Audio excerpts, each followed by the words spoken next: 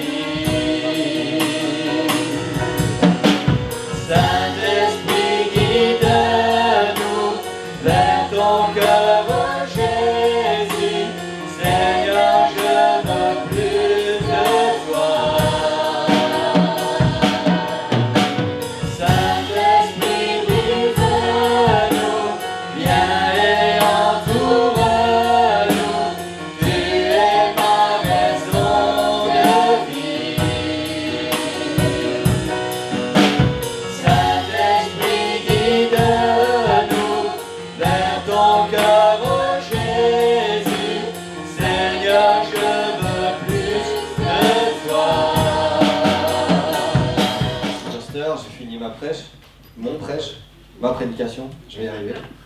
D'être libre au nom du Seigneur. Voilà. Alléluia, alléluia. On va se plonger directement dans la parole. Je ne vais normalement pas être très très long ce matin. J'ai juste une pensée que je voudrais partager. Le Seigneur a déjà confirmé plusieurs fois cette parole. Ce matin, dans la louange et dans ce que le pasteur vient de partager avec nous, j'aimerais qu'on puisse se lever pour ceux qui peuvent. On va lire dans Nombre, au chapitre 32, et on va lire les 8 premiers versets.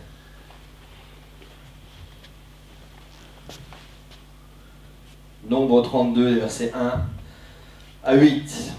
Les fils de Ruben et les fils de Gad avaient une quantité considérable de troupeaux, et ils virent que le pays de Gézer et le pays de Galaad étaient un lieu propre pour les troupeaux. Alors les fils de Gad et les fils de Ruben vinrent auprès de Moïse, du sacrificateur Éléazar et des princes de l'assemblée, et leur dirent: Ataroth, Dibon, Jazer, Nimra, Esbon, Éléalé, Sebam, Nebo et Béon. Toutes ces villes et ce pays que l'Éternel a frappé devant l'assemblée d'Israël est un lieu qui est propre pour nos troupeaux et pour nos serviteurs qui ont des troupeaux. Et ils ajoutèrent: si nous avons trouvé grâce à tes yeux, que la possession de ce pays soit accordée à tes serviteurs, et ne nous fais pas passer le Jourdain. Moïse répondit aux fils de Gad et aux fils de Ruben: vos frères iront-ils à la guerre alors que vous resterez ici?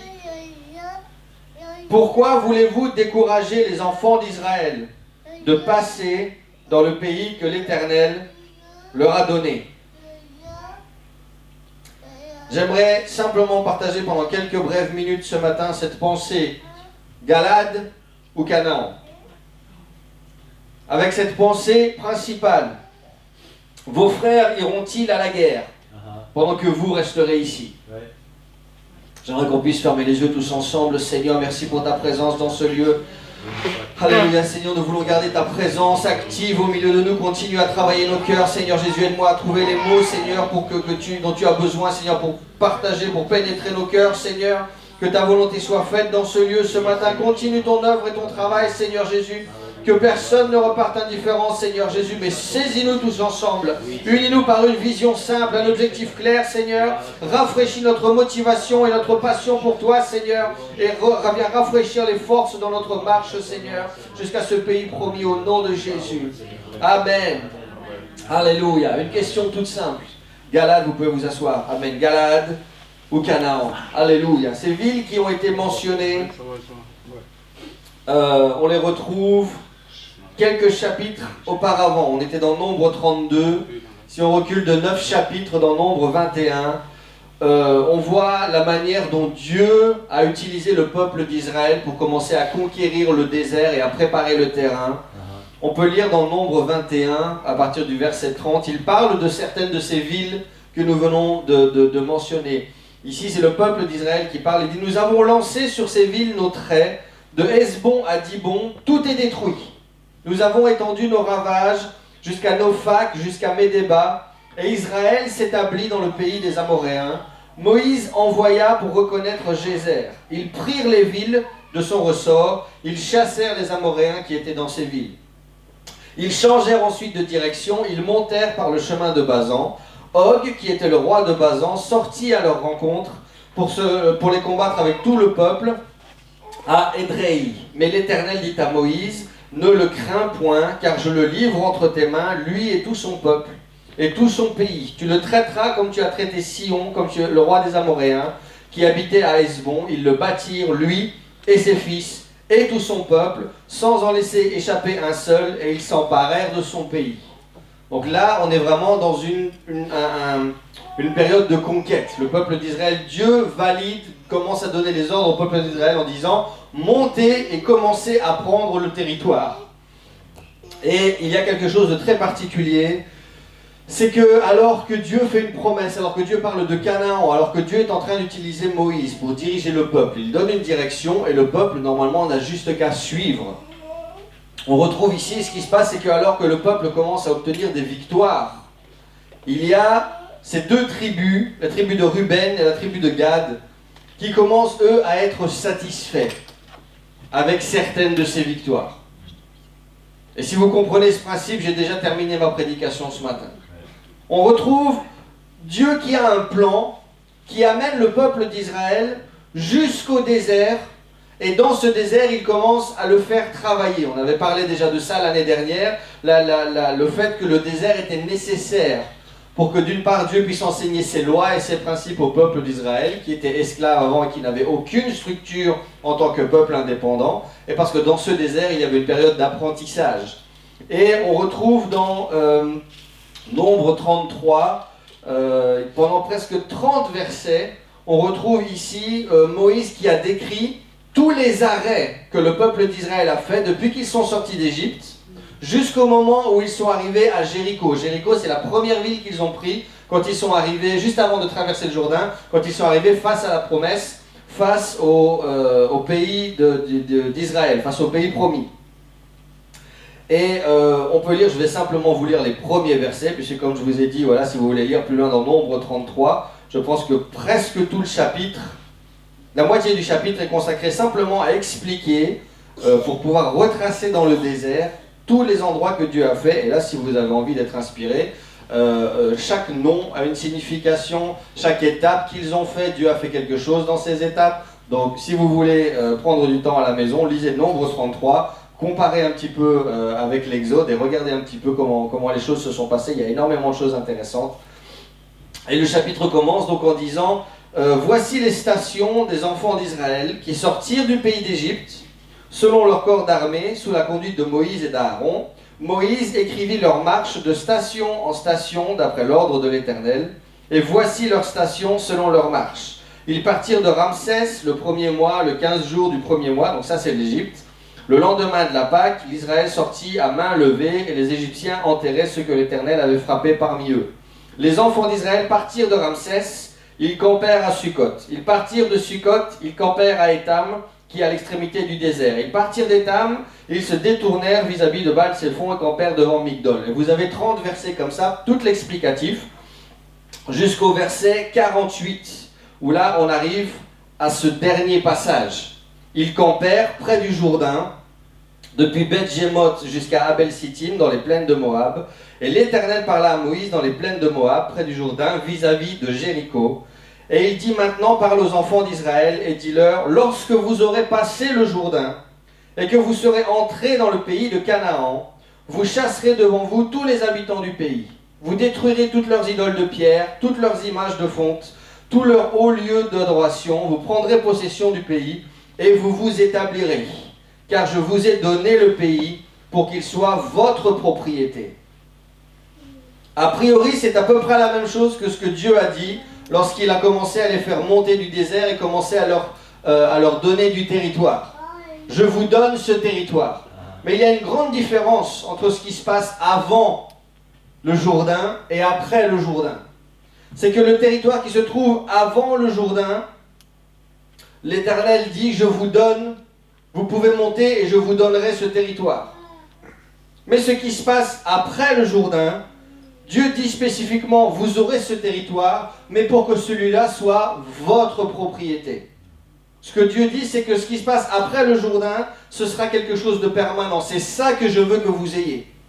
Il expliquait clairement au peuple d'Israël que les batailles, les victoires, les bénédictions que nous obtenons alors que nous sommes en route pour le pays promis, ça fait partie de notre héritage spirituel, ça fait partie de notre marche avec Dieu, mais ça n'est pas notre territoire final. Ça n'est pas notre propriété finale. Ça n'est pas là que Dieu veut s'arrêter dans la vision et les objectifs qu'il a pour notre vie spirituelle, dans les choses qu'il place à l'intérieur de nous. Dieu nous permet d'avoir des victoires dans le désert pour que nous puissions arriver jusqu'au Jourdain. Mais sa volonté, c'est que nous puissions passer de Galaad à Canaan. Et malheureusement, tellement, je ne saurais... Peut-être 60% des chrétiens, toutes dénominations confondues sur cette planète, sont tous à Galaad. Sont tous contents avec les bénédictions qu'ils ont, avec une relation qu'ils ont avec le Seigneur. Et même si ce n'est pas l'accomplissement final de tout ce que Dieu voudrait qu'ils aient, si ce sont des gens qui n'ont pas envie d'aller après le Jourdain, à partir du moment où Dieu bénit, que j'ai une relation spirituelle et que je suis stable, alors Galaad, finalement, c'est pas mal. Galaad, c'est suffisant. à moitié dans le désert et juste à l'entrée de ma promesse. Je suis pas vraiment dedans, mais je suis pas loin. Je ne suis pas vraiment impliqué dans l'église, mais je fais des efforts quand même. Je ne fais pas vraiment ce que je sais que Dieu me demande, mais je suis juste à côté. Je ne suis pas loin quand même. Je vois le Jourdain, je vois Jéricho, je vois la promesse. Mais Galaad, ça me suffit. Parce qu'encore traverser, encore combattre, encore conquérir. Je l'ai fait un peu et Seigneur, tu m'as béni. Et merci. Mais Galaad, ça me suffit. Et il y a cette question, ce Moïse choqué. Choqué par cette mentalité. Et qui leur dit, est-ce que vos frères iront à la guerre pendant que vous resterez ici? Pourquoi voulez-vous décourager les enfants d'Israël de passer dans le pays que l'Éternel leur donne? Deux questions critiques. Est-ce que vos frères iront à la guerre alors que vous resterez en Galaad? Et j'ai déjà expliqué personnellement que j'essaye le plus possible d'être utile à l'Église, j'essaye d'être contagieux, j'essaye, si je peux d'une manière ou d'une autre, de pouvoir nous aider tous ensemble, de pouvoir vous aider, de pouvoir vous apporter quelque chose qui va vous pousser, qui va vous aider à continuer à avancer, à réessayer. Mais même si je devais être le seul à me dire « Seigneur, je veux aller en Canaan », personnellement, parce que c'est mon identité spirituelle, parce que c'est ma personnalité, moi j'irai. Moi j'irai.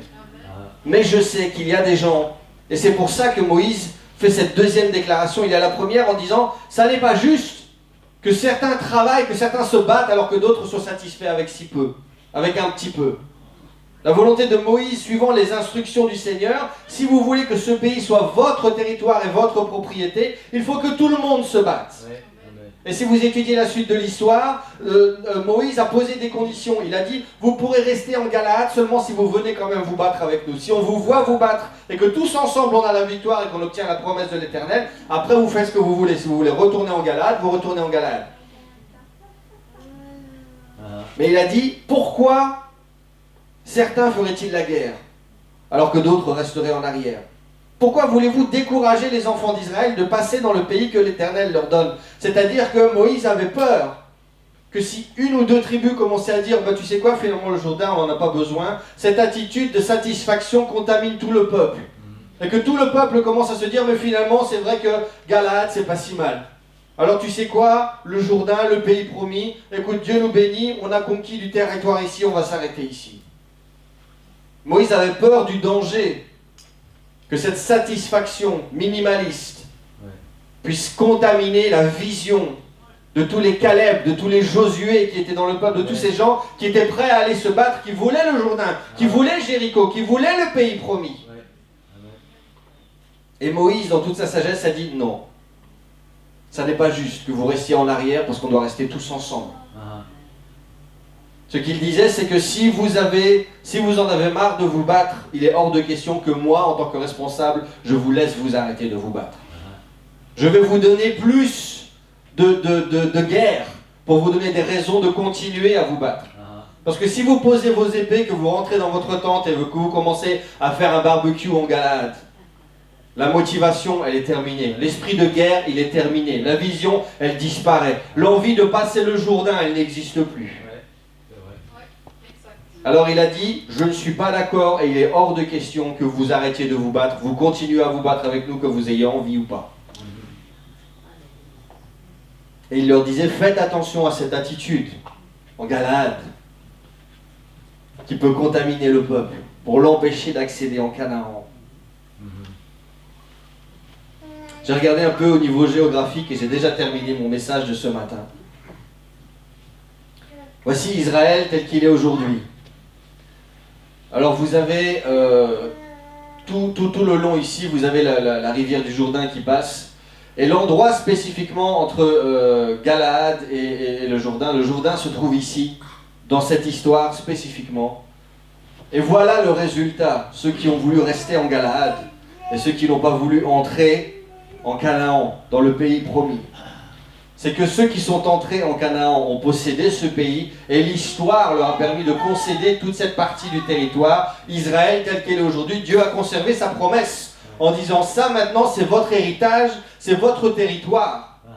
Il y a des parties avant ici dans le désert que Israël a conquis et qu'Israël a perdu à travers l'histoire. Parce que l'histoire d'Israël c'est une histoire de guerre. Je vous parle des histoires de l'Ancien Testament, de cette période de l'histoire. Mais toute cette partie ici, tout ce territoire promis, à partir du moment où ils sont passés le Jourdain et qu'ils ont commencé à le conquérir, ils ont gardé ce territoire et même lorsqu'ils ont été dispersés pendant les guerres, ils sont revenus dedans au jour d'aujourd'hui. Ça, c'est toujours Canaan, c'est toujours le pays promis tel que Dieu l'avait promis à Moïse, à Abraham.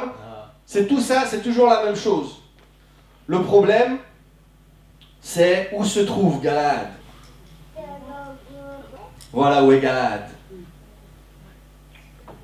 Aujourd'hui, il est en Jordanie. Et si vous étudiez un petit peu la géopolitique, vous savez qu'Israël et les Jordaniens, Galaad, juste à côté du Jourdain, juste à côté de la promesse. Mais malgré tout, à l'extérieur de la promesse. C'était un pays conquis et offert par l'Éternel pendant une période, mais où l'Éternel n'avait pas dit que ça serait leur héritage, que ça serait leur territoire promis. C'est une bénédiction temporaire pour pouvoir s'étendre et se reposer un peu parce qu'on ne peut pas faire la guerre tout le temps. Nous avons besoin de ces périodes de pause, de repos spirituel où on n'arrête pas de prier, on n'arrête pas de venir à l'église, on n'arrête pas d'évangéliser, de témoigner, mais où le Seigneur bénit, où le Seigneur prospère, le Seigneur met sa faveur sur nous pour que nous puissions nous reposer temporairement. C'est à ça qu'on peut comparer toutes ces étapes. Tous ces moments où le peuple d'Israël, pendant qu'il était dans le désert, à un moment a arrêté de marcher et il a posé ses tentes en disant on va se reposer un peu ici. Et puis ensuite on va remballer nos tentes et on va recommencer la marche. Et Galaad, c'est ça. Galaad, c'est une période de bénédiction temporaire sur le chemin spirituel qui nous mène aux promesses du Seigneur. Mais Galaad n'est pas le pays promis. Ça n'est pas le territoire. Ça n'est pas l'objectif final de Dieu. Et j'aimerais simplement pouvoir encourager, s'il y a quelqu'un ici, ce matin, qui a l'impression d'être en Galaad. Seigneur, tu me bénis, et honnêtement, Seigneur, je suis un peu fatigué de me battre. J'entends toujours qu'il y a plus, j'entends toujours qu'il faut pousser plus loin, j'entends toujours qu'il faut te chercher plus, j'entends toujours qu'il y a encore autre chose. Seigneur, moi je suis un peu fatigué. Je crois que je vais rester à Galaad, Seigneur. J'aimerais vous encourager d'abord. Ça n'est pas juste que vous restiez à Galaad, que vous arrêtiez de vous battre et que nous vous abandonnions en continuant à marcher jusqu'en Israël, jusqu'au pays promis. Ça n'est pas juste. Et je veux que vous sachiez que si vous avez envie d'arrêter, on ne va pas vous le permettre. On va vous reprendre avec nous. On va rester tous ensemble. On va rester un corps. On va rester une église. On va rester une seule équipe. Et on va continuer à pousser tous ensemble. On va tous ensemble retrouver de la force et la motivation dont on a besoin pour faire face au Jourdain, pour passer le Jourdain et pour commencer à conquérir. Et une fois que vous serez passé de l'autre côté, si vous voulez vous arrêter, on vous laissera vous arrêter. Parce qu'il y a une tribu, il y a un territoire, il y a une promesse pour chacun d'entre nous de l'autre côté du Jourdain. Mais il est hors de question qu'on laisse qui que ce soit être satisfait en Galaad. Parce que c'est dangereux aussi bien pour ceux qui sont en Galaad et qui sont satisfaits et qui arrêtent de combattre, que ceux qui vont continuer à pousser plus loin en pensant qu'ils sont meilleurs, parce qu'eux continuent à combattre, qu'ils deviennent fiers, qu'ils deviennent orgueilleux, élitistes. Nous, on est meilleurs en Israël que eux en Galaad. Nous sommes le même peuple.